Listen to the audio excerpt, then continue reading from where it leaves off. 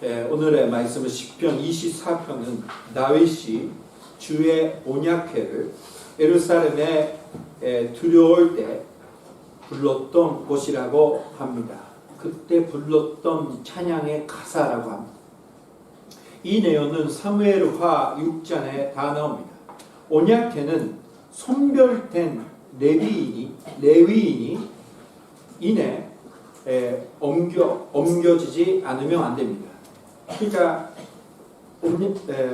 온약회를 가지고 올 때도 어떤 사람, 레위인, 그 선별된 레위인이 그거를 옮겨야 된다라고 써 있는 겁니다. 그러나 다윗이 수레에 실어 옮기다가 온약궤를 만진 자가 죽는 사건이 일어났습니다. 그거를 보면서 다윗이 다시 한번 깨달은 겁니다. 그거는 뭐냐면 하나님의 거룩한 분이다라는 겁니다. 자, 우리가 그거를 오늘 깨달아야 됩니다. 사랑하는 형제자매, 제가 가끔 하나님의 아주 거룩하신 분이라는 것을 깨달은 것은 하나님 앞에서 하나님의 두려운 마음이 없어지는 목회자나 리더들이 갑자기 세상에 떠나가는 모습을 보면서 하나님의 거룩한 분이라는 것을 알게 됩니다.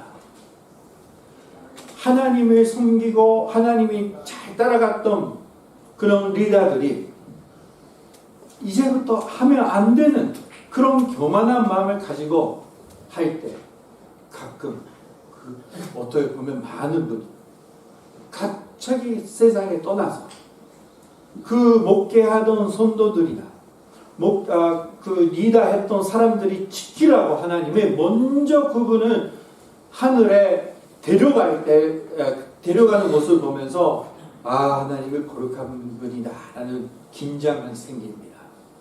사랑하는 형제자매, 그거는 그 보여주는 거 아니라 하나님의 사랑하는 양들을 지키려고 그렇게 하시는 분입니다. 그러니까 제가 그런 걸 조심해야 됩니다. 하나님의 두려워하는 마음이 없어지는 목회자는 이제 더 이상 그 교회에 필요 없는 겁니다. 그러니까 하나님을 양들이 지키기 위해서 데려갈 수도 있고, 또 먼저 하나님을 그 목회자나 리더들을 회개로 인도하시거나 여러 가지 역사하십니다. 한 가지 아닙니다. 그거를 보면서 하나님 거룩한 분이다. 온약궤를 만지는 사람이 즉시 죽는 모습을 보면서 하나님이 거룩한 분이라고 느끼고 다윗에는 이렇게 고백하는 겁니다. 3절 말씀 보십시오. 다 같이 읽겠습니다. 3절 말씀. 다 같이 읽겠습니다. 시작. 여호와의 산에 너를 잡아놓으며 그의 거룩한 곳을 설정하리이다. 우리는 이 고백이 어느 마음속에 항상 있어야 됩니다. 누가 하나님 앞에 나갈 수가 있습니까? 예배가 이제 열린 예배가 되고 약간 카주얼된 예배가 돼가지고 아주 편하게 예배 나갈 수 있는 시기가 되었습니다. 그게 나쁜 거 아닙니다. 왜냐하면 하나님은 모든 사람이 초대하고 계시기 때문입니다.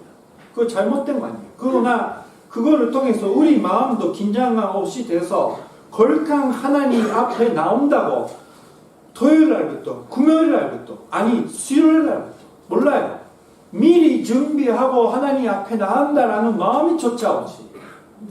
토요일 날 늦게까지 놀다가 아침에 일어나자마자 그냥 교회에 나오는 그럴 때가 가끔 있는 겁니다.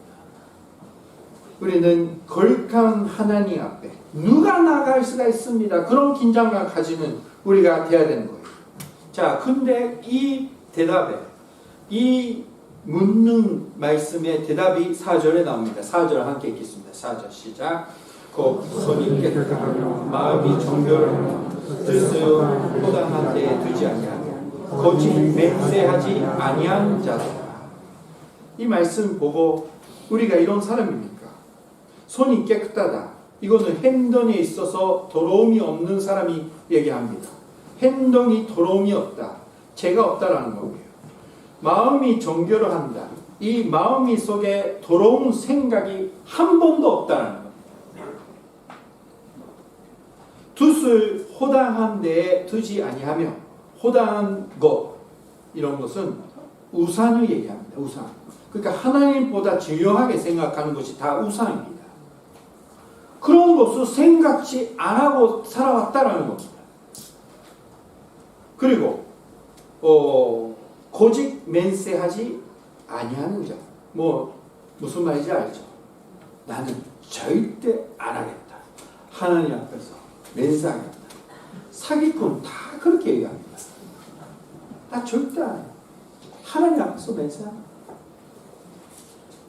그런 것이 하나도 안 했다. 그런 죄가 없다라는 사람만 하나님 앞에 나올 수 있다라는 거예요. 우리가 이 말씀 이해하면 저도 하나님 앞에 못 나옵니다.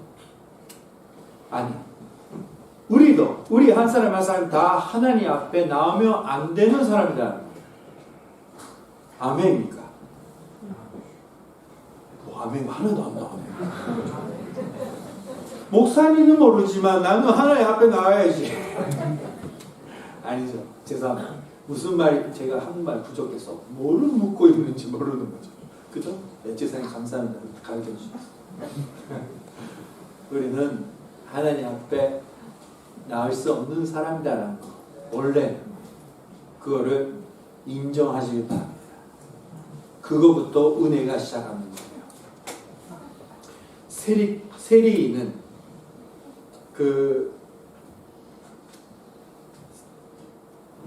마테나 사케오 같은 사람들 이제 기도할 때마다 엄청난 죄가 있다는 걸 느끼니까 예배당 들어가도 앞에까지 못 나가서 뒤에서 앉아서 가슴을 때리면서 이 같은 죄인을 용서해 주세요. 예수님 뭐라고 했습니까? 예배 바로 앞에 나와가지고 손을 들고 하나님 감사합니다. 나는 잘하고 있어요. 했던 사람의 기도는 하나님을 받지 않고 뒤에서 진짜 나쁜 사람이 내가 죄가 있습니다. 그렇게 기도했던 사람의 기도를 하나님을 받아주셨다. 무슨 말입니까? 죄인으로 살면 기도를 응답해 주신다. 그런 거 아니에요. 죄가 있다고 인정하는 자, 하나님 앞에서. 그런 것부터 이제 예배가 시작한다는 걸 가르쳐 주는 겁니다. 기도. 자, 우리들은 이런 손실한 자, 이것이 바로 손실한 자.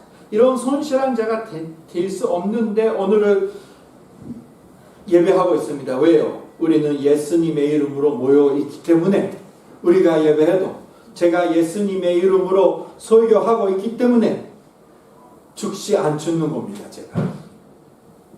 자, 그거를 다음에 보겠습니다. 베드로전서 3장 18절 말씀 보니까 이렇게 써 있습니다. 베드로전서 3장 18절. 그리스도께서도 단번에 죄를 위하여 죽으사 위인으로서 불의한 자를 대신하셨으니 이는 우리를 하나님 앞으로 인도하려 하심이라. 육체로서 죽음을 당하시고 영으로는 살리심을 받으셨으니. 이 말씀에 예수님은 죽으셨다. 그 중간 부분 보십시오. 이는 우리를 하나님 앞으로 인도하려 하심이라. 우리가 예배할 수 있도록 예수님이 우리의 부족함을 대신해서 죄를 대신해서 죽으셨다. 그러니까 예수님을 믿는 믿음이 있으면 우리는 하나님 앞에 나갈 수 있게 된다는 겁니다. 오늘 예배당에 나갈 수 있도록 해주시는 예수님께 모든 영광을 드리는 우리 한 사람 한 사람 되시길 주님의 이름으로 축원합니다. 예수님 감사합니다. 예배 나갈 수 있게 해주셔서. 자, 주 예수가 우리들의 죄를 대신하여 죽으심은 너희를 하나님 앞으로 인도하려 하십니다. 즉, 주 예수를 믿는 믿음으로 말미암아 하나님의 손전에 서서 예배할 수 있는 자로 변화시키지 위해서였다라는 것. 에베소서 3장 12절 말씀 보니까 이렇게 고백하고 있습니다. 우리가 그 안에서, 예수님 안에서 그런 믿음으로 말미암아 담대함과 확실을 가지고 하나님께 나아감을 얻으니라. 우리는 살면서 기도할 때, 예배 나갈 때, 봉사할 때, 또 기도죠. 하나님 앞에서 기도할 때마다 예수님을 통해서 내가 하나님 앞에 기도할 수 있구나. 예수님을 통해서 내가 봉사할 수 있구나. 이 마음을 잊어버리면 안 됩니다. 사랑하는 형제자매. 제가 주요한 말씀을 할 때마다 제가 이렇게 말하잖아요. 이렇게 되시길, 이 말씀을 믿으시기를 주님의 이름으로 축원합니다. 왜 주님의 이름으로 축원합니다? 이 말을 하면 설교가 끝났다라는 표시라고 생각해서 어떤 사람의 얼굴에서 빛이 나요. 이제 끝났다. 그 빛이 나는 거 보니까 제가 또 기르게 합니다. 아닌데요. 그런 말이 아닌데요. 표시가 아닙니다. 이게 그 설교가 끝나는 표시야. 주님의 이름으로 축원합니다 하면 이게 약간 이게 어두운 사람이 이제 끝나는 거. 사랑해요. 왜 제가 이 주님의 이름으로, 예수님의 이름으로 축원합니다. 저는 예수님의 말씀을 아니고 축복하면 하나님의 하셔야 되는 축복을 내가 뺐기 때문에 엄청난 재고입니다. 사실은. 그러니까 예수님의 이름으로 축원합니다 라고 조심스럽게 축복하는 겁니다. 우리가 예수님의 이름으로 기도합니다 라는 것은 예수님을 빼서 기도하면 우리는 죄인들이 하나님께 그냥 말한다고 엄청난 죄가 되는 겁니다. 그래서 예수님의, 우리 사랑하는 형제자매, 조심스럽게 예수님의 안에서 행동하는 우리 한 사람 한 사람 돼야 돼요. 사랑하는 형제자매. 그 믿음이 없이 기도하거나 말을 하는 것은 다 하나님은 이거는 신뢰다, 이거는 죄다고 계속 카운팅하고 계십니다. 우리의 잘못된 가볍게 하나님을 두려워하지 않는 마음으로 했던 것이 다 쌓여 있습니다. 사랑하는 형제. 그러니까 오늘은 회개해야 되는 거예요. 너무 가볍게 예수님으로 섰습니다. 진심은. 자, 마지막으로 우리는 예배할 수 없는 자, 그러나 예수님을 통해서 할 수 있게 되었습니다. 그 다음에가 있습니다. 그 다음에는 예수님의 믿는 믿음으로 보내주시는 선녀님이 우리 안에서 이제 회개하는 부분을 바꿔주시는 거다. 거룩한 사람으로 바꿔주시는 은혜를 주시는 거예요. 이게 진짜 중요합니다. 왜 예배를 매주 드리고 있는데, 사랑하는 형제자매, 지난번에 한국 가가지고 어떤 집사님과 교제하면서 어떤 리더들이 이야기하면서 이런 리더들이 있어요. 이런 문제가 있어요. 이런 얘기하면서, 그러나 이 리더는 매일 새벽 기도에 나와요. 매일 새벽 기도에 나오는데 하나도 안 보내요. 새벽 기도에 무슨 사연이 있습니까? 이런 얘기를 했었어요. 그래서. 그러니까 진짜 우리가 예배 나온다 그런 것보다 어떤 마음으로 새벽 기도에 나오는지, 어떤 마음으로 예배 드리는지, 얼마나 중요한지 우리 더 열심히 하자. 회개하고 그런 얘기를 많이 했습니다. 사랑하는 형제자매, 우리가 매주 예배 나와도 변함이 없는 것은 진심으로 마음을 열어서 나는 예배 나올 수 있는 사람이 아닙니다 하면서 나오지 않기 때문에. 왜? 그렇게 마음의 문을 회개로서 계속 열면 손님이 오셔서 우리 마음속에 있는 문제를 조금씩 바꿔주십니다. 거룩한 자로서 예수님의 닮아가는 자로 바꿔주시는 거예요. 여기까지 가야 됩니다. 사랑하는 눈물이 흐르면서 예수님 감사합니다 하고 예배 드리고 감동받았다고 끝나는 거 아니라 손녀님이 우리 마음속에 걸까게 해주시는 은혜까지 우리가 받아야 되는 겁니다. 자, 에베소서 4장 22절부터 24절 이렇게 써 있습니다.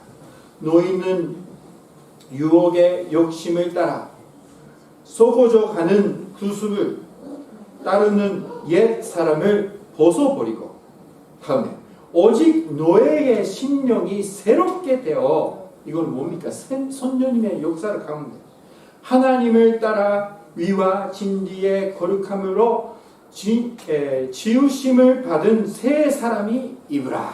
아멘. 여기까지 우리가 갈 수 있는 겁니다. 자, 주 예수를 통해 하나님 앞에 서서 선녀님을 통해 깨끗해져서 하나님 앞에 성실한 사람이 되는 축복을 받으시길 주님의 이름으로 축원합니다. 기도하시겠습니다. 오늘 다시 하겠습니다.